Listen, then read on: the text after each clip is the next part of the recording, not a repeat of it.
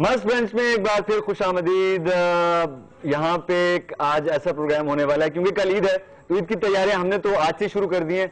I hope कि आप लोगों ने भी तैयारियां कर रखी होंगी। और मेरे ख्याल में मेरे पास अभी एक ऐसा मेहमान है। मेहमान क्या है, वो तो हमारे जानने वाले हैं, करीबी अजीज हैं, दोस्त हैं। इनसे मैं ये पूछूंगा कि ईद के दिन खवातीन जो हैं वो कैसी तैयारी करती हैं। बिनेश परवेज है हमारे साथ। बिनेश, कैसी हैं आप? बिल्कुल ठीक ठाक मजे में। मैं बिल्कुल ठीक ठाक। आज दोनों हमने ग्रीन पहना हुआ है ना, कोइंसिडेंस है ना ये बताइए कि ईद के दिन खवातीन खुसूसी तौर पे तैयार होती हैं, मेहंदियां लग रही होती हैं, मेकअप और कपड़े वपड़े बहुत पहले से तैयार हो रहे होते हैं, तो आपने भी तैयारी कर रखी है कि नहीं? मैं तो सोऊंगी फरहत, पूरी रात काम करने की। ये बहुत पुराना जवाब हो गया कि जब आप किसी से पूछते हैं कि ईद के दिन आप क्या कहेंगे तो मैं सोऊंगी। मैं इसलिए सोऊंगी क्योंकि हम रात तक काम कर रहे होते हैं। रात तक काम कर। इसी बात पे मैं आपको बताते चलूं कि बादशाह सलामत भी हमारे साथ हैं। बादशाह सलामत, आदाब। कैसे हैं आप? बिनेश, आपको भी आदाब। ये ईद के दिन सोना चाहती हैं? क्यों खुदा ऐसा ना कीजिएगा, भी हम मिस कॉल किसको देंगे?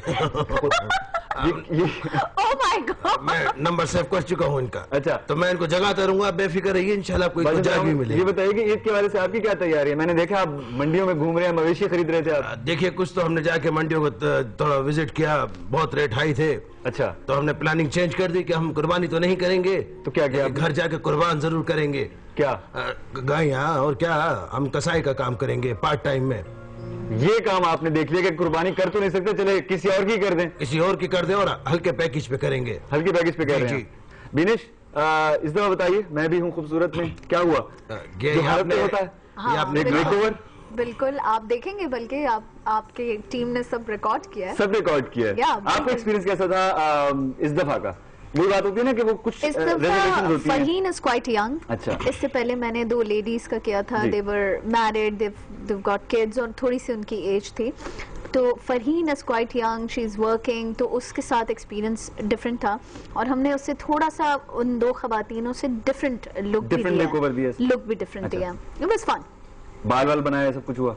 बिल्कुल बिल्कुल, आप देखेंगे ना। अच्छा, वो एक सरप्राइज पैकेज है आप लगी, थोड़ी देर जब वो आएंगी, बल्कि उससे पहले ही हम चलाएंगे, इसमें आपको दिखाएंगे कि ये जो एक लड़की यहाँ बैठी हुई, मैं खातून कहने वाला था लेकिन ये जाहिर है इससे नाराज होती हैं। ये जो लड़की बैठी है, इनके पास एक वो है, एक जादू की छड़ी है, यूं चलाती है और मैजिक हो जाता है। वो पैकेज भी हम देखेंगे, लेकिन अभी गाने की बात करते हैं। और गाने में क्या है कि एक बहुत ही एक रिनाउंड घराना है, उनके फर्जंद यहाँ पे हैं करम अब्बास खान साहब, और इनके वालिद साहब उस्ताद अहमद अली खान साहब भी गायकी से मुंसलिक रहे हैं। और इनसे पूछते हैं कौन से घराने से इनका ताल्लुक है। गवायार घराने से उन्होंने बताया। कैसा है उनसे ताल्लुक आपका? अस्सलाम वालेकुम। अस्सलाम वालेकुम, कैसे हैं? खुशामदीद शो में। बहुत शुक्रिया आपका। ठीक है आपकी? बिल्कुल ठीक ठाक। और मैं ये कहूँगा कि पाकिस्तान में शायद 4 ऐसे घराने हैं, और घराना जिसको कहते हैं उसकी 7-8 पुश्तें गाने वाली हों तो घराना बनता है।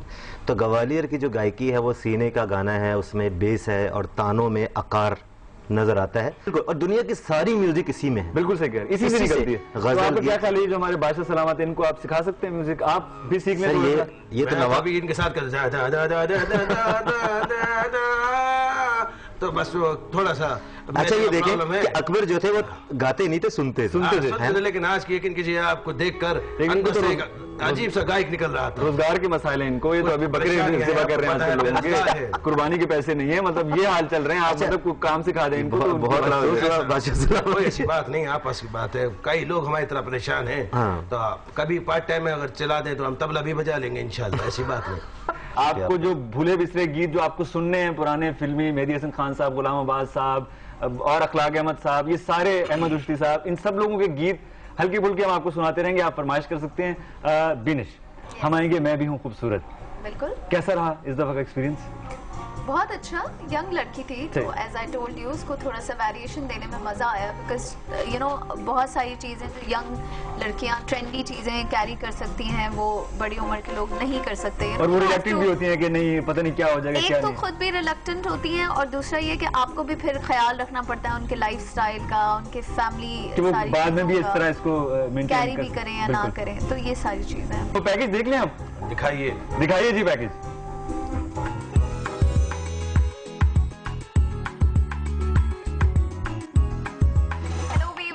मरियम, आज हमारे स्टूडियो पे दोबारा बीनेश और फरहीन के साथ हम हैं, और इनको आज हम एक आउटफिट दिखाएंगे जो उनके स्टाइल पे, उनकी बॉडी शेप के अकॉर्डिंगली।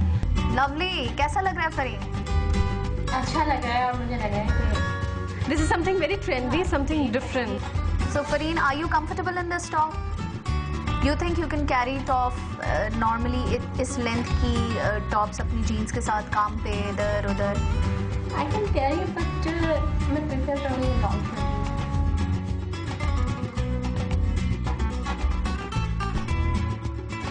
फरहीन चाह रही हैं कि उसका कोई एक अच्छा सा हेयर कट हो जाए but with a long length. तो हम स्टार्ट करते हैं हेयर कट। लेट्स सी क्या स्टाइल देती हूँ मैं इनको।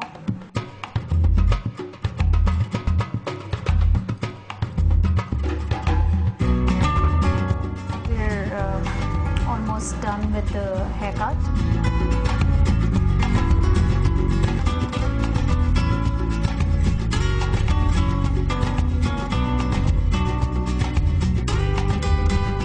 Done with the makeover and I hope आपको पसंद आया होगा। आप भी इस मेकओवर का हिस्सा बन सकते हैं अगर आप डॉन न्यूज़ को लिखें और कांटेक्ट करें और मेरे सैलून पे आके अपना मेकओवर करवाएं। इंशाल्लाह संडे को मुलाकात होगी फरहीन के एक नए लुक के साथ विद मरियम्स आउटफिट। तब तक के लिए खुदा हाफिज़। जी आपने पैकेज देखा, मैं भी हूँ खूबसूरत। फरहीन आप खूबसूरत तो पहले से थी लेकिन बीनेश परवेज ने आपको और खूबसूरत कर दिया।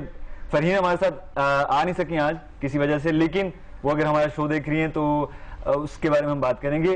जो कपड़ों की सिलेक्शन होती है वो कितनी इंपॉर्टेंट है, किस तरह के रंग लेने चाहिए कम्प्लेक्शन के लिहाज से। जैसे बादशाह सलामत ने सुर्ख पहन लिया कम्प्लेक्शन के लिहाज से, बिल्कुल भी इनको सूट नहीं कर रहा।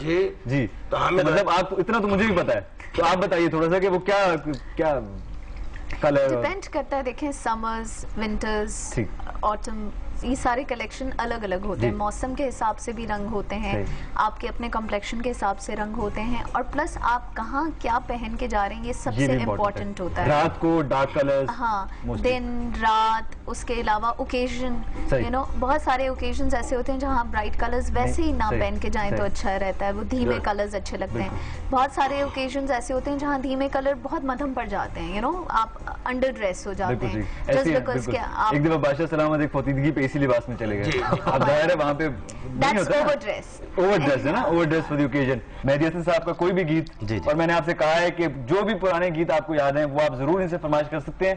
हम इनसे अपने जो इनके अपने गाने हैं वो भी जरूर सुनेंगे। तो फिलहाल वो जो मेहदी हसन साहब की फरमाइश हुई, मुझे तुम नजर गिरा तो रहे हो, मुझे तुम कभी भुला न सकोगे, न जाने मुझे क्यों यकीन हो चला है, मेरे प्यार को तुम मिटा न सकोगे, मुझे तुम नजर जिधर जाओगे तुम कभी नगमा बन के, कभी बन के आंसू तड़पता मुझे है, तरफ पाओगे तुम शमा जो जला है, मेरी वफा बुझाना भी चाहो बुझा ना सकोगे, न जाने मुझे यकीन हो चला। बहुत आला उमेरा। आई होप कि आपको ये गाना बहुत अच्छा लगा होगा। Binesh thank you for coming. अगले हफ्ते भी आपसे मुलाकात होगी इंशाल्लाह। बादशाह सलामत हमारे साथ रहेंगे, करम अब्बास हमारे साथ रहेंगे। आप कोई भी फरमाइश कर सकते हैं, इनके अपने गाने में सुनेंगे। ब्रेक पे जाते हैं, मस्त ब्रांच।